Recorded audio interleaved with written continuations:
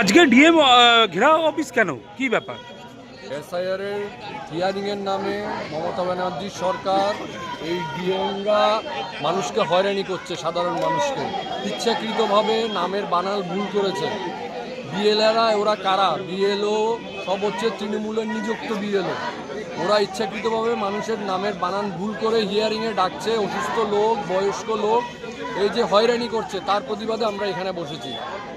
তার মানে যতক্ষণ না আপনাদের কথা শুনবে ততক্ষণ আপনারা উঠবেন? দেখুন, ডিএম পালিয়েছে, আমরা আসবো শুনে পালিয়েছে, আমরা বসে আছি এখানে এবং বলেছি যতক্ষণ না আসবে আমরা সবাই এখানে শুয়ে থাকবো। আপনারা তো গণতান্ত্রিক সংবিধানের নিয়ম অনুযায়ী এই যে লড়াই, এই জনসাধারণের জন্য লড়াই, পশ্চিমবঙ্গের জনগণের জন্য যে লড়াই, পশ্চিমবঙ্গের জনগণকে যেভাবে হেনস্থ করছে তার বিরুদ্ধে যে লড়াই, এই লড়াই সবসময় ভারতীয় জনতা পার্টি মাঠে ময়দানে ছিল। নরেন্দ্র মোদীজির নেতৃত্বে, আমাদের রাজ্য সভাপতি সমীর ভট্টাচার্যের নেতৃত্বে এই লড়াই আরো দীর্ঘতর হবে। মমতা ব্যানার্জি দূর হবে, আর এই সাধারণ মানুষদের এই হয়রানের বিরুদ্ধে আমাদের লড়াই আরো তীব্রতর হবে।